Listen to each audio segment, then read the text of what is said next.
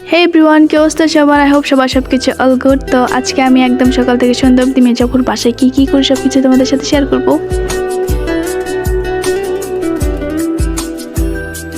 তো সকালবেলা এত সুন্দর করে বৃষ্টি পড়তেছে আর আমার এত ভালো লাগতেছে, মানে ওয়েদারটা আজকে অনেক অনেক ভালো। তো আমি মির্জাপুরকে বললাম যে আজকে চল আমরা কিছু বানাই। তো সে আমাকে ধরাই দিয়েছে এই যে এখানে গোলমরিচ বাসার জন্য। তো ভাবা যে আমি এখানে ছোট ছোট এই জিনিসগুলো আমাকে এখন এখানে বেছে বেছে নিতে হবে, এগুলা দিয়ে নাকি মেয়োনিজ বানাবে। যাই হোক আমি যাই না, তো আমাকে এখান থেকে সবগুলো বেছে বেছে নিতে হবে অ্যান্ড তোমাদের সাথে শেয়ার করতেছি, কারণ আমার ভিডিও করার মোড আছে, এই জন্য হচ্ছে আমি তোমাদের সাথে শেয়ার করতেছি। আর হ্যাঁ, আরেকটা কথা, আজকে ভিডিওতে আমি যে ভয়েসগুলো দেবো সেগুলো আমি একটু কাটবো না, সবগুলোই তোমাদের সাথে শেয়ার করবো আমি কি ভুল করি কি বলি। হ্যাঁ, তো এখানে আমি অনেকক্ষণ চেষ্টা করার পর হচ্ছে আমি এই গোলমরিচগুলো সবগুলো কালেক্ট করছি অ্যান্ড কালেক্ট করার পর হচ্ছে দিয়েছি, আর এগুলো মেশিনের মধ্যে দিয়ে একদম গুঁড়া করে ফেলেছে। আর এগুলো কেন করতেছে সেটা তোমাদেরকে বলি। আমরা হচ্ছে পিৎজা বানাবো মেইনলি, তো যার কারণে হচ্ছে আমাদের মেয়োনিজ দরকার অ্যান্ড মেয়োনিজ বানানোর জন্য এটা আমি জানি না আমি তোমাদেরকে পুরো ভিডিও দেখাতে পারবো কিনা, কারণ হচ্ছে আমি এই বাড়িতে আছি, কখন না জানি আমার বাসা থেকে কল চলে আসে, তো আমাকে চলে যেতে হবে। যাই হোক, তো এইগুলো হচ্ছে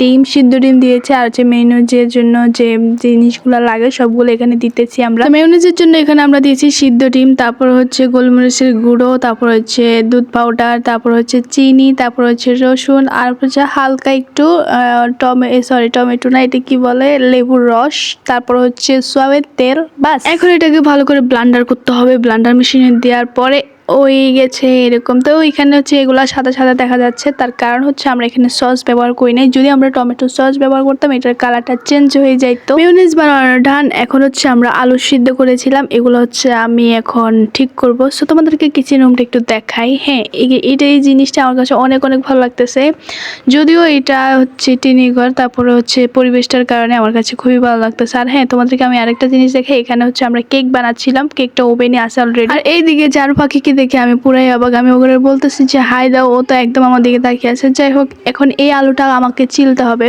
সো তোমরা তো জানোই যে বৃষ্টি হলে তখন হচ্ছে আমাদের একটু অন্যরকম খেতে মন চায়।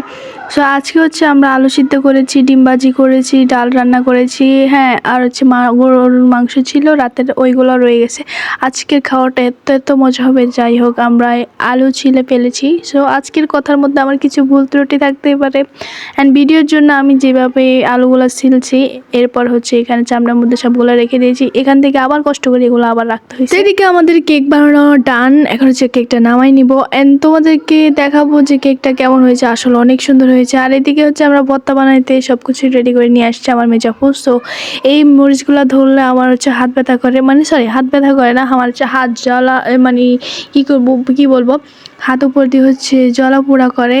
তো যার কারণে হচ্ছে আমি আর মরিচ ধরি না, আপুকে বলছি, আপু নিজে হচ্ছে ভর্তাটা বানায় নিচ্ছে। আর এখানে আমরা হচ্ছে পেঁয়াজের বেরেস্তা দিয়েছি, যেটা ভর্তার সাথে খেতে অনেক অনেক মজা। আর এমনিতেও আজকে আমরা পিৎজা বানাবো, তারপরে হচ্ছে আজকে আমাদের অনেকগুলো আইটেম বানানোর কথা। এর মধ্যে হচ্ছে আমাদেরকে আবার এটা কি দিয়ে গেছে, কি একটা আমার ছোট ফুপু হচ্ছে বানাইছিল, তো আমাদেরকে খাওয়ার জন্য দিয়ে গেছে। বাট আমি অনেকক্ষণ দেখতেছিলাম এগুলো কি আসলে। এখানে হচ্ছে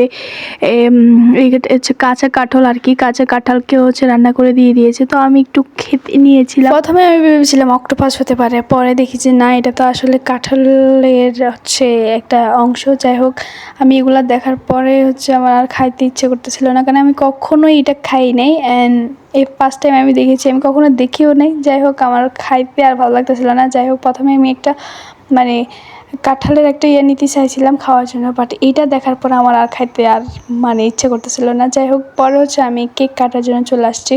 তোমাদেরকে তো বলেইছি যে আমাদের কেকটা অলরেডি হয়ে গেছে। সো এটা হচ্ছে এখন ফিস করে রেখে দেবো, এখন খাবো না। সো সবগুলো যখন একসাথে হবে তখন আমরা বিকালবেলা খাবো। তো এখন হচ্ছে আমাকে ফিস করতে দিয়েছে, আর আমি হচ্ছে এগুলা একদম সমান করে হচ্ছে ফিস করতেছি। হ্যাঁ, কয়েকটা হচ্ছে চিকেন হয়ে গেছে, যাই হোক কোনো ব্যাপার না, এগুলো হচ্ছে আমি নিজেই খাবো। সো ব্যাপার না, এটা আমরা ঘরে ঘরে খাবো সবাই। তো তোমাদের কাছে কেমন লাগছে অবশ্যই বলবা।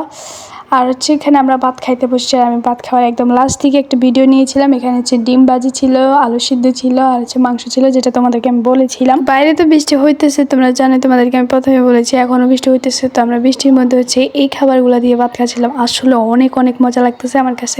সো আমি লাস্টের দিকে একটা ভিডিও নিলাম, সেটা তোমাদের সাথে শেয়ার করার জন্য, যেহেতু আমি তোমাদেরকে প্রথমে বলে রেখেছি যে আমি কী দিয়ে আজকে ভাত খাবো, সেই জন্য হচ্ছে ভিডিওটা করা। তো এই তো এটা ছিল আমাদের ভিডিও অ্যান্ড আজকের পরিস্থিতি গিয়ে আসলে আমি অনেক হতাশ, কারণ হচ্ছে আমি বুঝতেছিলাম না আসলে আমি এই ভিডিওর মধ্যে আমি কী বলবো। ভিডিও যখন করেছিলাম তখন আমি অনেক লং করে ভিডিও করেছিলাম, আর ফার্স্ট টাইম আমি 8 মিনিটের ভিডিও আপলোড দিচ্ছি। তোমরা অবশ্যই দেখে শুনে কমেন্টে বলবা যে ভিডিওটা আসলে কেমন হয়েছে। যে এগুলা কি তোমরা বলো তো, যে বলতে পারবো অবশ্যই তার জন্য আমি রিপিট কমেন্ট করব। এটা হচ্ছে একটা সসেস, তো এই সসেসটার নাম আমি একদমই ভুলে গিয়েছি, পরে হচ্ছে আমার মনে আসছে। তো সসেস কাটতেছি আমি পিৎজার জন্য, পিৎজাতে দিব। এই সসেসগুলো এত শক্ত ছিল কারণ এটা ডিপ ফ্রিজে ছিল, সো ওখান থেকে নামাই হচ্ছে আমি করছি। অ্যান্ড এটা হচ্ছে সিজটা হচ্ছে আমরা মেনলি পিৎজার সাথে দিব, যার কারণে সবগুলো আমি কেটে কেটে রাখতেছি। আর এখানে তোমরা যতগুলো দেখতেছো সবগুলো কিন্তু আমি পিৎজার জন্যই করতেছি।